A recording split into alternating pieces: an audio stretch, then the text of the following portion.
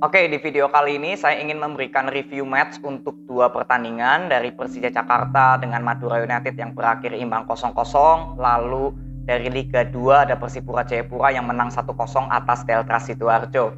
Saya langsung bahas dulu dari Persija dengan Madura United. Di formasi dulu ya, kalau kita lihat di sini Persija Jakarta tetap formasi yang terus dipakai ya oleh Thomas Doll, memakai 3 center back. Sedangkan untuk Madura United ini ada perubahan ya, sama seperti Persija memakai 3 center back. Artinya dari formasi ini justru ada perubahan yang dilakukan oleh Fabio Lefundes ya, pelatih dari Madura United. Jadi cukup menarik bagaimana pelatih dari Madura United melakukan sedikit perombakan formasi. Ini tentunya strategi yang sudah disiapkan untuk menghadapi Persija Jakarta. Nah, langsung kita lihat di babak pertama. Di sini ada yang membedakan antara skema penyerangannya untuk kedua tim. Tapi kalau pertahanan dari kedua tim ini sama-sama bagusnya, sama-sama berimbang. Terbukti juga peluang-peluang gol yang tercipta di babak pertama hingga usai ya, bahkan gak terlalu banyak peluang gol yang tercipta sampai di area kotak penaltinya kedua tim, kecuali melalui set play bola mati. Ini artinya memang pertahanannya cukup bagus. Tapi yang saya ingin lihat adalah skema penyerangannya, kenapa bisa berbeda. Kalau kita lihat dari babak pertama hingga babak kedua gitu ya, Persija Jakarta memang lebih banyak mendapatkan peluang untuk menciptakan gol daripada Madura United. Padahal sebenarnya jalannya pertandingan ini ya seimbang, berimbang sekali. Dari sektor tengahnya sama-sama bagus, sama-sama kuat. Tapi yang membedakan ketika melakukan penyerangan. Ini yang saya lihat karena Persija Jakarta boleh dibilang ini memakai 2 striker. Ada Kremencik dan juga Yusuf di depan. Dan Beren sebagai penopang ya di belakang mereka. Jadi ketika Persija Jakarta melakukan penyerangan, ini mengandalkan overlap dari Firza atau Rio untuk maju ke depan.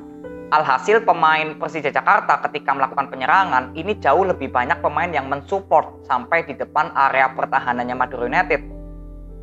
Sedangkan untuk Madura United yang saya lihat ini hanya memasang satu target man aja, yaitu Beto. Kenapa? Karena Lulinha ini banyak ke kiri, banyak bermain di sayap kiri.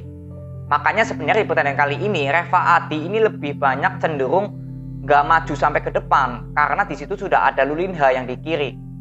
Jadi overlap yang dilakukan Reva Adi ini nggak terlalu terlihat di babak pertama juga.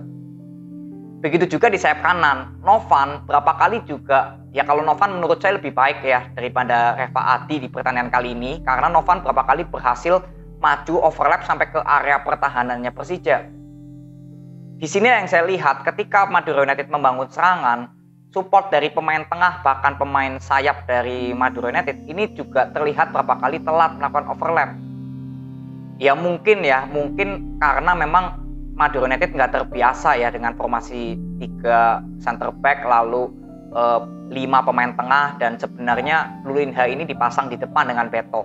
Tapi jalannya pertandingan memang terlihat Lulinha ini lebih banyak ke kiri, makanya sering bertabrakan atau Reva Adi ini nggak sampai maju ke depan. Kalau beda cerita ya, kalau Lulinha ini masuk ke tengah, mungkin Reva Adi akan seperti Novan di sayap kanan yang banyak melakukan maju ke depan overlap. Jadi ini yang saya lihat penyerangan dari kedua tim memang sangat berbeda. Jadi peluang-peluang yang tercipta untuk Persija Jakarta ini ada dari Beren. Dan itu peluang gol yang tercipta juga melalui tendangan-tendangan dari luar kotak penalti yang masih off target juga dari Beren ya. Artinya memang kedua tim ini sama-sama kesusahan untuk masuk ke area pertahanannya.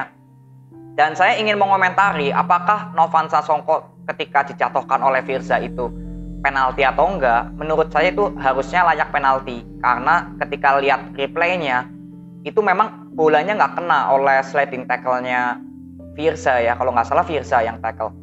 Tapi yang menjadi komentar saya, kenapa hakim garis atau wasit yang tambahan ya, wasit tambahan nggak melihat, karena itu kan jelas posisinya di depan hakim garis ya, yang wasit tambahan juga. Kenapa nggak melihat bahwa itu kan jelas di depan mata gitu loh, kalau tackle yang dilakukan oleh Firza ini nggak kena bolanya Novan. Makanya saya ketika lihat, wah itu harusnya layak penalti gitu. Tapi is oke lah, kita kembali lagi ke kinerja wasit karena saya nggak berani berkomentar lebih lanjut. Tapi kalau menurut pandangan saya itu layak penalti. Lalu masuk kita di babak kedua. Di babak kedua, tempo permainan dari kedua tim tetap sama ya. Jadi permainan di pertandingan kali ini memang nggak cenderung cepat karena kedua tim lebih bermain soft ya. Untuk Madura United sebenarnya yang biasanya bermain cepat, di pertandingan kali ini juga terlihat bermain cukup temponya pelan. Jaja juga beberapa kali ketika mendapatkan bola, ini nggak banyak terlalu terlihat passing-passing yang cukup berbahaya kepada Beto atau kepada Lulinha. Ini karena kita lihat juga jarak antara pemain Madura United ini terlalu jauh. Ini nggak ada salahnya juga karena Madura United ini boleh dibilang memakai formasinya ya 3-5-1-1 sebenarnya. Satunya ini Jaja sebagai second striker atau gelandang serangnya lah untuk mensupport lini sayap dan juga lini depan. Tapi memang terlihat jarak antara pemain Madura United ini jauh-jauh gitu loh yang saya lihat. Jadi ketika Madura United berhasil melakukan penyerangan dari sektor tengah ke depan, ini juga selalu kandas. Gak ada peluang yang tercipta dari Madura United yang cukup berbahaya, ini hampir nggak ada selama 90 menit. Sedangkan untuk Persija Jakarta, sebenarnya di babak kedua banyak mendapatkan peluang itu melalui set play bola mati, melalui corner kick. Hansa Muyama yang boleh dibilang 2 atau 3 kali ya melakukan headingan tapi masih off target semua. Jadi yang saya lihat sebenarnya melalui set play bola hidup, ya kedua tim juga terlihat memang cukup kesusahan ketika masuk ke area pertahanan kedua tim. Lalu penampilan dari Yusuf juga beberapa kali yang mendapatkan bola, kontrolnya masih kurang baik ya, dan sedikit ada terlalu banyak membawa bola juga. Mungkin maksudnya untuk melewati sektor tengahnya Madura ya, tapi itu juga nggak bisa dimanfaatkan oleh Yusuf yang beberapa kali bisa kena oleh pemain Madura. Jadi ini yang saya lihat bahwa ke sektor pertahanan dari kedua tim ini cukup bagus. Yang dari Madura United ada Farudin dan juga Kleberson yang cukup bagus menurut saya menjaga man to man dengan Yusuf dan juga Kremencik. Lalu di Persija Jakarta juga Kudela cukup bermain bagus, Firza, Rio juga bermain baik. Dan walaupun di babak kedua Rio akhirnya dimainkan, Ricky Cawor dimainkan ya menggantikan Kremencik dan juga Perens, itu juga sebenarnya nggak mendapatkan peluang yang berbahaya juga ya ketika dua pemain ini diganti.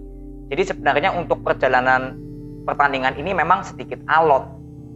Sebenarnya Rico Simanjuntak lebih bermain cukup bagus ya, terlihat berapa kali melalui skill individunya berhasil melewati 1-2 pemain Madura United. Jadi kalau mungkin Ricky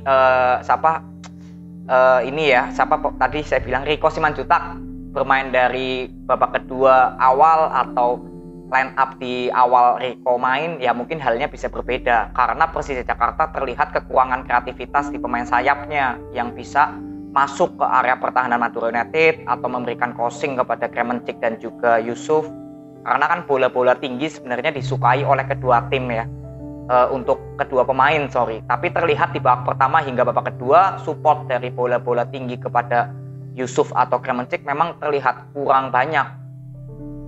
Jadi inilah review yang saya bisa berikan. Terlihat memang bagaimana ketatnya jalannya pertandingan ini, tim-tim kelas papan atas ya.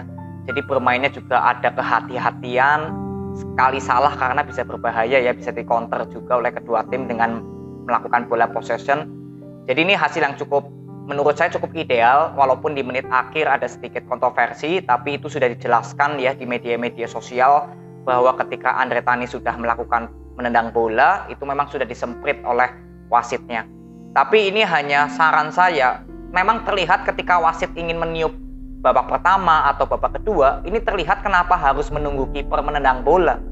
Kenapa enggak ketika goal kick atau sudah bola ditangkap oleh kiper tanpa harus menunggu kiper menendang bola, kenapa enggak langsung disemprit aja gitu loh. Ini yang saya lihat berapa kali di pertandingan-pertandingan Liga Indonesia seperti itu wasitnya. Jadi harus menunggu kipernya nendang dulu atau nunggu servis bola mati dari goal kicknya ditendang dulu. Kenapa nggak langsung aja disemprit? Ya ini kritikan saya ketika menonton pertandingan lainnya. Kinerja wasit sering seperti ini. Dan kebetulan lawan Madura United terjadi seperti ini gitu loh. Makanya di sini saya merasa wah pas nih untuk saya ngomong atau mengkritik kinerja wasit masalah tutup peluit gitu ya, tiup peluit. Jadi ini yang saya bisa review, semoga untuk Persija Jakarta dan juga Madura United di pertandingan berikutnya memperoleh hasil positif. Persija akan bertemu dengan Persib Bandung, lalu Borneo dengan Madura United. Ini luar biasa ini. Dua tim ini akan bertemu dengan tim-tim yang kuat juga ya. Jadi kita akan lihat di pertandingan besok. Lalu next kita bahas Persipura Jayapura dengan Delta Sidoarjo. Di sini saya melihat bahwa skema permainan dari kedua tim ini memang berbeda. Kalau Persipura Jayapura lebih mengandalkan passing-passing long ball. Dan itu memang cukup efektif ya, passing-passing long ball dari para pemain Persipura Jayapura. Jadi ketika membangun serangan nggak perlu banyak untuk melakukan bola possession, tapi langsung umpan long ball, dan itu memang cukup efektif. Lalu untuk Delta Sidoarjo, ini skemanya lebih bermain bola possession, jadi lebih bermain tempo pelan, passing-passing pendek, nggak terlalu banyak passing-passing long ball. Jadi dari skema permainan kedua tim ini sudah berbeda sekali memang. Dan di sini ketika Persipura Jayapura mencetak gol melalui Rumai Rumakik ya, itu kan juga terlihat melalui set play yang cukup bagus ketika umpan long ball, lalu Ian Kapes ya kalau nggak salah, atau Justinus Pai gitu. Ian Kapes kayaknya ya, kaptennya Persipura Jayapura, memberikan umpan ke Patrick Wanggai. Patrick Wanggai memberikan shoot, tapi bolanya justru ketangkis di depan Ramai Rumakik gitu ya, dan akhirnya gol dari Rumakik. Ini bukti bahwa memang gol yang tercipta dari Persipura Jayapura ini melalui set play bola hidup. Bahkan ketika kalah lawan Persiba Balikpapan, Ramai Rumakik juga mencetak gol ya, itu melalui set play bola hidup. Lawan Kalteng juga terlihat melalui set play bola hidup. Artinya sebenarnya untuk Persipura Jayapura, kalau menurut saya ya, dari kualitas pemainnya memang sudah cukup bagus. Ini dari kualitas pemainnya dulu ya, belum masuk ke skema. Tapi ketika Persipura Jayapura misalkan skema permainannya lebih bisa matang lagi ya, itu akan lebih baik lagi untuk Persipura Jayapura. Di luar dari hasil menang lawan Deltras, walaupun di babak kedua sebenarnya sudah gol lagi ya dari Pian Fatari, tapi mungkin posisi Patrick Wanggai itu antara sudah goal kick atau offset, itu saya masih tanda tanya ya. Mungkin goal kick ya Patrick Wanggai ketika heading bola. Tapi yang saya ingin tekankan di sini bahwa secara kualitas pemain Persipura Jayapura ini kalau yang saya lihat itu memang masih di atas rata-rata dari para pemainnya Deltras. Tapi sebenarnya untuk skema permainan untuk Persipura Jayapura memang bermain long ballnya cukup bagus dan efektif. Tapi berapa kali juga banyak passing-passing yang sebenarnya nggak efektif. Nah, hal-hal kecil seperti ini yang nggak efektif inilah kalau misalkan itu bisa dijadikan melalui bola possession, lebih sabar lagi untuk membangun serangan, itu akan jauh lebih sempurna untuk Persipura Jayapura. Walaupun memang sudah bagus, passing-passing long ball-nya ya efektif, terbukti juga gol yang tercipta juga melalui set play bola hidup long ball itu. Tapi alangkah bagusnya kalau misalkan berapa kali ketika Persipura Jayapura ingin melakukan passing long ball tapi sudah terlihat nggak bakal efektif, ya perihalnya lebih baik melalui bola possession dulu. Menunggu pemain Delta Sidoarjo ini keluar, memancing para pemain Deltras untuk keluar. Karena yang saya lihat berapa kali juga para pemain Persipura Jayapura ini seperti nggak sabar ketika membangun serangan. Jadi mengandalkan skill individu dari pemain-pemainnya. Dan kebetulan memang skill individu dari pemain Persipura Jayapura ini jauh lebih baik daripada Deltras. Jadi satu pemain misalkan dari Ramai Rumakik gitu ya, itu untuk melakukan skill individu aja bisa melewati satu bahkan dua pemain. Tapi melalui skema permainannya kalau misalkan lebih matang lagi itu jauh lebih sempurna. Jadi nggak hanya mengandalkan passing-passing long ball, tapi melalui set play bola pendek, passing-passing pendek, bola possession, itu juga bisa dipraktekkan Persipura Jayapura untuk memancing para pemain Deltras ini keluar. Karena di pertandingan kali ini pertahanan Deltras pun cukup bagus sebenarnya. Ya, jadi untuk Persipura Jayapura ini merupakan kemenangan kedua dan hanya kalah sekali ya lawan Persiba Balikpapan kemarin. Menang 3 kali ya. Artinya hanya kalah sekali, menang 3 kali, ini artinya cukup luar biasa. Tapi memang terlihat jelas bagaimana Persipura Jayapura ini secara kualitas pemain ya, yang saya lihat dari 4 pertandingan ini memang terlihat di atas dari rata-rata pemain lainnya. Jadi cukup bagus kualitas pemain dari Persipura Jayapura. Tapi sebenarnya secara skema untuk melalui passing-passing bola pendek atau bola possession ini masih belum terlihat sebenarnya di 4 pertandingan ini. Walaupun memang Persipura Jayapura lebih mantap bermain long ball ya, itu cukup bagus, saya apresiasi. Tapi kalau bisa memainkan dengan bola possession juga, dicampur itu ya, dikolaborasi dengan bola possession, passing-passing pendek, itu akan lebih sempurna lagi untuk Persipura Jayapura nanti. Ya, jadi ini aja review yang saya bisa bagikan untuk pertandingan antara Persija Madura lalu Persipura Jayapura dengan Telkas. Semoga ini bisa bermanfaat. Nanti kita akan lihat di match berikutnya lagi Persipura Jayapura akan bertemu siapa. Nanti kita akan nonton videonya lagi dan saya akan buat video reviewnya. Terima kasih, sampai di sini dulu. Nanti kita ketemu di video berikutnya. See you.